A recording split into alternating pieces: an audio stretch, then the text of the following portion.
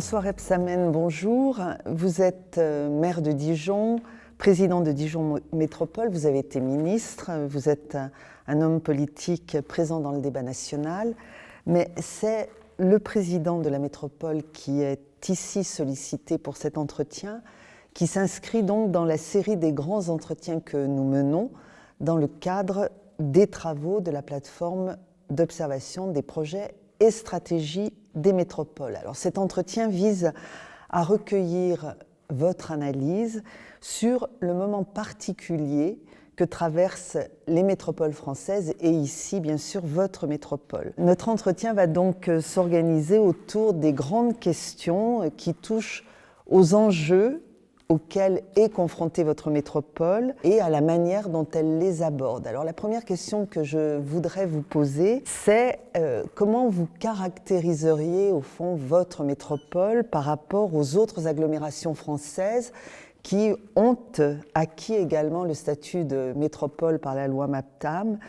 Qu'est-ce qui la singularise sur le plan économique, sur le plan social? Alors j'ai repéré pour ma part 3 caractéristiques que je vous soumets.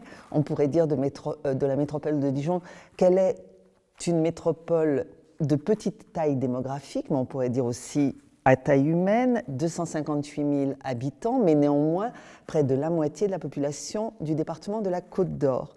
On pourrait dire aussi que c'est une métropole rurale. Ça n'est peut-être pas un paradoxe, puisque près de 2/3 des espaces de la métropole sont des espaces naturels, agricoles et forestiers. Et puis, question qui nous intéresse beaucoup dans le programme POPSU, c'est que c'est une métropole à moins de 2 heures de Paris. On dit beaucoup que l'Île-de-France et Paris a une ombre portée sur les dynamiques d'un certain nombre de métropoles. Voilà, qu'en diriez-vous pour ce qui concerne Dijon? Vous avez oublié une chose essentielle, cette métropole, petite métropole, c'est une petite métropole parce que c'est une métropole de projet. Parce que j'ai voulu que, et nous sommes en train de refaire le projet, j'ai voulu que sur la base de ne peuvent se rassembler et se marier que des gens qui ont envie de vivre ensemble. J'ai demandé aux communes qui le souhaitaient de s'associer avec la ville-centre, la ville de Dijon, pour constituer une métropole de projet, de communauté de destin. Donc une communauté de projet, ce qui fait qu'il y a une majorité large et unie dans cette métropole, ce qui est sa première caractéristique, c'est-à-dire que les 23 communes qui la composent, je ne vous dirais pas que c'est l'harmonie parfaite entre les 23 communes, vous ne me croiriez pas, mais travaillent très bien ensemble à 90%, ce qui en fait sa force. Ce qui a permis d'ailleurs à cette métropole de se caractériser, autrement que par sa taille et son projet, c'est le fait qu'elle est la seule métropole, mais personne ne le dit, la seule métropole de cette taille, et même de toutes les métropoles, si on enlève Paris, Lyon, Marseille, à avoir pris toutes les compétences que permettait de prendre la loi MAPTAM. Et donc, hormis les collèges, mais que j'aurais bien pris d'ailleurs si on m'avait laissé le faire. Et donc, nous avons ici une situation assez paradoxale, mais qui pousse l'intercommunalité et le travail entre les communes jusque sur tout le plan social, qui en général n'a pas été performé ou pris en compte dans les autres métropoles. Et quatrième constat, plus général, que vous n'avez pas évoqué, qui est la défaite, mais enfin si, c'est derrière les propos que vous avez tenus, la défaite des villes aujourd'hui face au monde rural. On peut l'analyser, ça prendra un certain temps, mais vous remarquerez que personne ne parle des villes, tout le monde parle des territoires, on ne dit plus lesquels, on parle du monde urbain et du monde rural.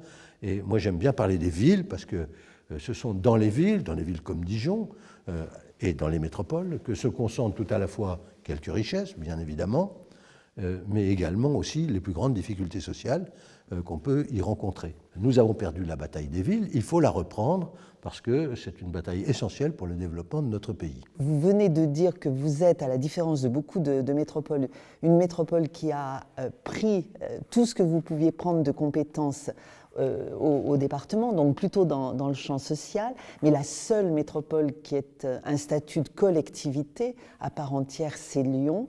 Est-ce que le fait de ne pas l'être est pour vous une limite ou pas?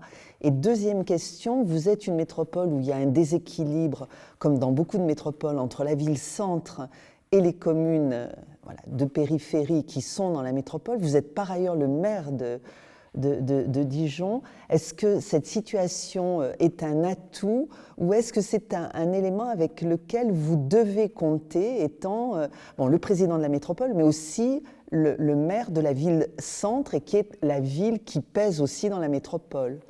Lors de la première campagne où j'ai été élu maire de Dijon, j'avais annoncé qu'il n'était pas question que le maire de Dijon ne soit pas le président de l'intercommunalité, qui n'était pas à l'époque une métropole. Et je crois que j'ai eu raison de dire cela, parce que ça permet bien évidemment les meilleures coopérations quand on a la volonté de travailler sur un projet. Et donc, à partir du projet et une volonté de rassembler les autres communes, cela peut se faire. C'est un avantage d'avoir les deux, je le pense. Et quand je regarde le fonctionnement d'autres territoires, vous voyez, moi aussi je le dis, quand le maire de la ville-centre n'est pas le président de l'intercommunalité, ça dysfonctionne. Alors, plus ou moins suivant le projet qu'il y a, bien évidemment, ça nous ramène au projet, qui est quand même l'essentiel. Mais ici, je pense que c'est un atout pour nous. Vous êtes une métropole située sur un des grands couloirs de circulation nord-sud. Vous êtes proche de Paris, ça peut être un atout. Est-ce que c'est un handicap? Quelle vision vous avez de ce rapport à Paris qui préoccupe un certain nombre de métropoles qui sont dans ce halo de la grande Île-de-France? Nous sommes la seule grande ville dans le triangle Strasbourg, Lyon et Paris. Et donc, toute la stratégie que nous avons bâtie depuis le début des années 2000, depuis que je suis maire de Dijon, c'est justement de profiter de cette situation géographique exceptionnelle qui fait que nous sommes entourés de territoires ruraux qui n'ont absolument pas tous les avantages, parce que ce sont des avantages, ou toutes les infrastructures culturelles, c'est très important, sportives, éducatives, d'enseignement supérieur, qu'à la ville de Dijon, qu'à la métropole dijonnaise.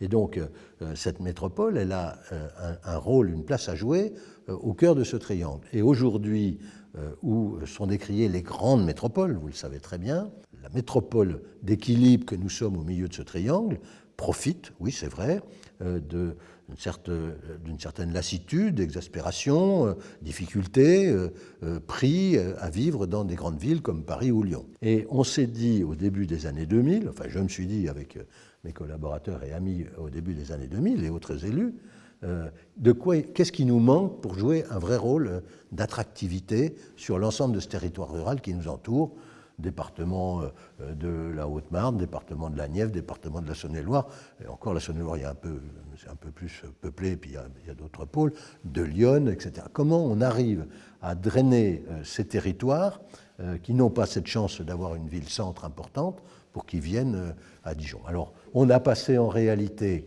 les 10 premières années à doter la métropole des éléments d'attractivité, infrastructures, dont on avait besoin pour rayonner un peu.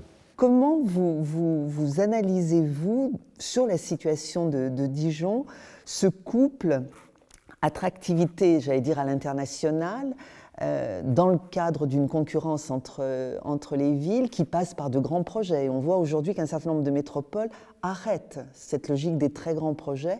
Et puis, voilà, vie quotidienne et amélioration des services rendus à la population. Il y a eu un effet Covid sur la manière dont le curseur a été placé à Dijon ou pas? En tout état de cause, moins ici qu'ailleurs. Pourquoi? Parce que l'avantage d'une métropole à échelle humaine, on va dire, moyenne, c'est que la campagne est à nos portes. Et donc le besoin d'air, le besoin de sortir, le besoin de respirer, on peut le faire en 10 minutes. On doit, dans une métropole comme celle-là, allier, j'allais dire, le souci du quotidien pour les habitants et en même temps l'attractivité pour continuer. Alors, les grands projets internationaux, il en faut quand même. Et donc nous portons en même temps des grands projets internationaux, une cité internationale de la gastronomie et du vin, des grands projets d'habitat, l'installation d'une organisation internationale du vin, tout est dans tout, l'attractivité renforce l'image, la proximité renforce l'attractivité.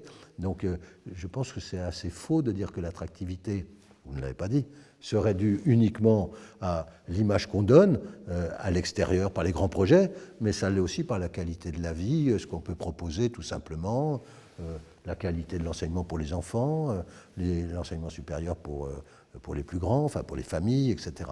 Donc ça nous préoccupe au plus haut point. La métropole de Dijon, par rapport à ce souci que vous avez à la fois de renforcer l'attractivité, y compris à l'international, sur des grands projets, et en même temps d'être soucieux de la qualité de vie de vos concitoyens, comment vous arrivez à régler au fond et à éviter la tension ou la contradiction avec les effets sociaux de précarisation, de renforcement des inégalités, de risque d'exclusion aussi. Les processus de gentrification, ça se traduit aussi par le report d'un certain nombre d'habitants, évidemment, en dehors de la ville, de ses services et de ses équipements. Parce que nous sommes une métropole de gauche.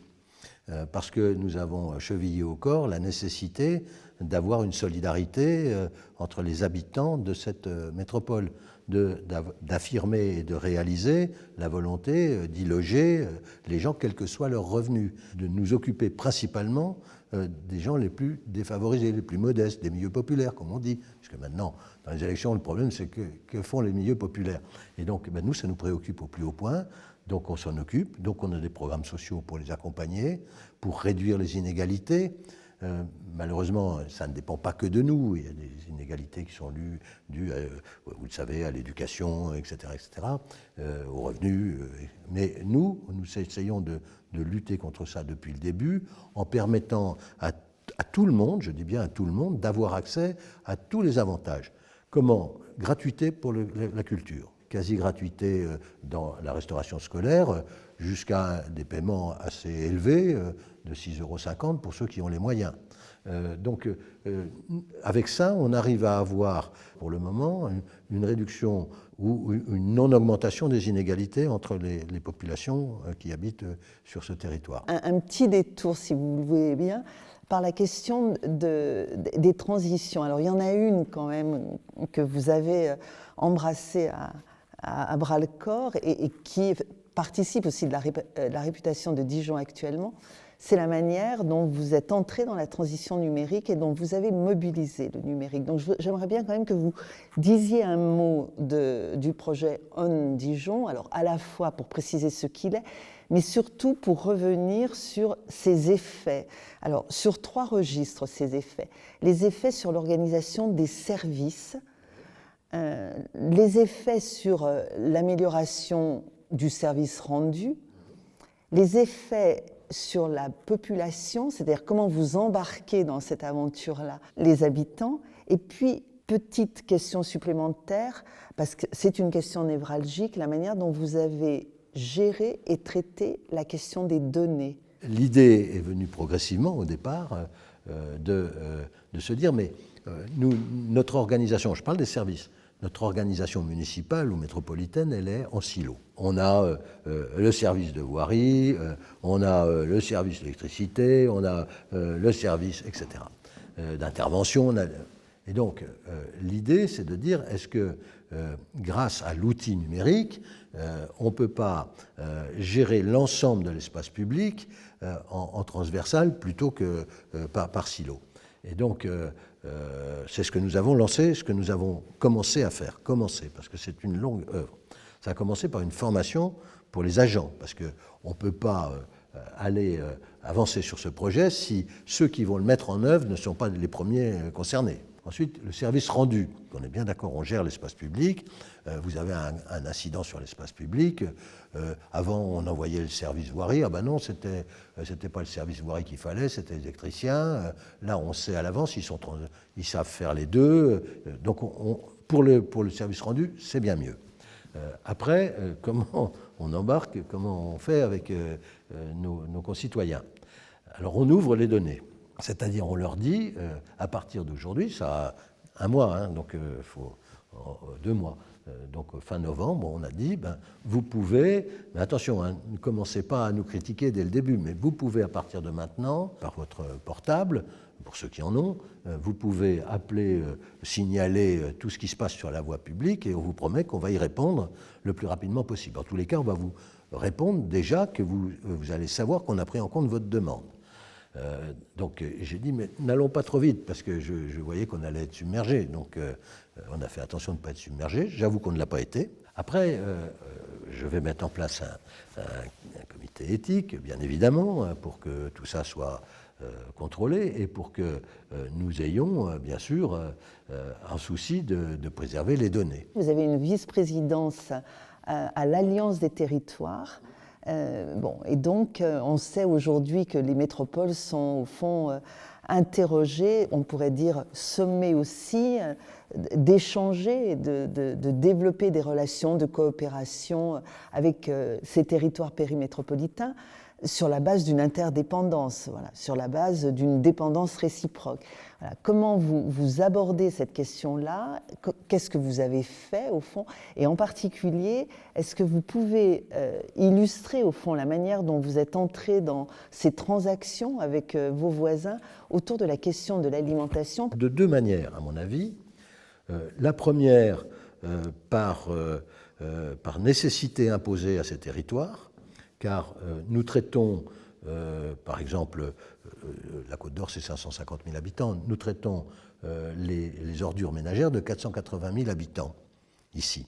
Donc, tous les territoires, qu'ils le veuillent ou non, enfin 480 000 et 90% du territoire départemental, ont besoin des outils, des unités de valorisation énergétique, etc., de la métropole pour éliminer leurs déchets.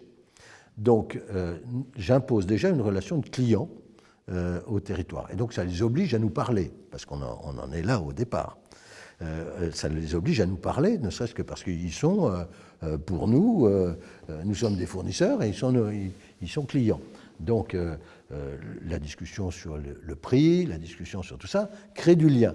Ça crée du lien, oui, ça crée du lien. Du lien commercial, mais du lien. Et puis, la deuxième manière, c'est sans se focaliser sur la nécessité que ça soit tout autour, c'est-à-dire que ça soit la plus extrême proximité de la métropole, d'imaginer comment on peut, par des relations liées à l'alimentation, trouver des réponses à notre projet d'alimentation territoriale. Comme j'ai dit, nous voulons avoir l'autosuffisance alimentaire. On a pu nouer des relations comme ça avec d'autres territoires et ça fait exemple. Donc on se dit, mais pourquoi les autres ne pourraient pas ah mais tiens, c'est quand même pas mal. Il y a 35%, c'est peut-être 38 ou 32, hein, mais il y a 35% de bio dans la restauration scolaire à Dijon. Ah oui, mais c'est des produits qui viennent pas uniquement de la métropole, ils viennent aussi d'autres territoires. Ça peut nous intéresser, à nous, territoires ruraux comme débouchés. Donc ça casse l'interdit qui existe. Donc on le casse aussi par les services comme les services de l'eau. Dijon a la chance d'avoir eu un ingénieur d'Arcy qui lui a permis d'être la troisième ville européenne à avoir un réseau d'eau en 1850 ou 1860. Et donc on a continué à travailler tout cela, donc qui fait qu'on a de l'eau parce qu'on a des sources différentes et beaucoup de communes, de petites communes, des communautés de communes sont en stress hydrique dès qu'arrive le printemps ou l'été. Et donc, nous leur vendons aussi de l'eau. Dans ces transactions que vous nouez avec les territoires périmétropolitains, de fait, les métropoles ont un rôle, d'une certaine manière, d'aménagement. Donc, comment se joue entre Besançon et vous le rapport avec la région? C'est une relation bâtie au fil du temps, de compétitions qui ont existé entre les deux villes. Compétition que je ne souhaite plus. Donc, depuis que la maire écologiste a été élue, j'ai noué des relations avec elle, j'allais dire, même si on s'oppose sur des tas de sujets, mais bien meilleurs humainement que ceux que j'avais avant avec mon ancien ami socialiste Jean-Louis Fousseret. Et donc, je viens de passer 1 heure en visio avec elle pour dire comment on peut lutter contre comment on peut aider la région, parce qu'elle a besoin de ces deux villes, comment on peut aider la région à se désenclaver, parce que je sens que l'affrontement entre nos deux villes n'aide pas la région. On perd des liaisons ferroviaires, on perd des liaisons avec des aéroports. Je parle à une écologiste. On perd des relations avec des aéroports, avec Roissy, etc. Donc on a des relations humainement acceptables, mais l'histoire de siècles, je n'arrive pas encore à y croire, n'arrive pas à s'effacer sur, par exemple, la question de l'université. Depuis 1722, c'est une compétition historique entre les deux universités, et pour vaincre ça, on a essayé de créer une communauté universitaire, mais on ne peut pas marier des gens qui n'ont pas envie de se marier, et donc elle est en train d'exploser à cet instant où on se parle, parce qu'elles ne se sont pas développées de la même manière, parce que Dijon s'est développé plus que Besançon, je veux dire des choses comme ça, et que la région veut rééquilibrer. Plutôt que de renforcer les points forts des deux, ce que j'essaie de lui expliquer à la présidente de région, non, elle veut rééquilibrer. Quel regard vous portez sur la manière dont l'État, au fond, travaille, coopère, entend ce que les grandes agglomérations ont à dire ou portent? Je dois le dire, pas très bien, à ma grande surprise d'ailleurs, parce que l'électorat du président de la République, il faut dire des choses comme ça, il est essentiellement urbain. C'est dans les villes qu'il a fait ses plus gros scores et qu'il a sûrement encore demain ses réservoirs de voix. Mais il a été tellement traumatisé par le mouvement des Gilets jaunes, nous revoilà aux Gilets jaunes, que la France entière a pris conscience de zones d'abandon qui existaient en matière, malgré tout ce qui a été fait, je ne vais pas critiquer ce qui a été fait avant, mais d'abandon en matière de services publics, en matière de transport. Je regarde ça et je me dis, c'est vrai qu'il y a des territoires qu'on n'a pas vu petit à petit s'appauvrir, perdre leur substance, on ne l'a pas vu. Comment faire ? Faire des réformes institutionnelles qui seraient indispensables, mais que bien sûr on ne fera pas parce que la classe politique y trouve son compte. Je pense au Sénat, je pense au département, et je pense que tant qu'on n'aura pas relié les régions et les intercommunalités et rendu la place qu'elles doivent occuper aux villes, eh bien notre pays vivra des soubresauts comme ceux qu'on a connus. Écoutez, François Rebsamen-Jour, merci. J'en conclus que vous êtes un homme des villes, que vous êtes le maire et le président d'une métropole à taille humaine et président plutôt heureux, et d'une métropole où, manifestement, on pourrait dire il fait encore bon vivre. Merci à vous. Merci.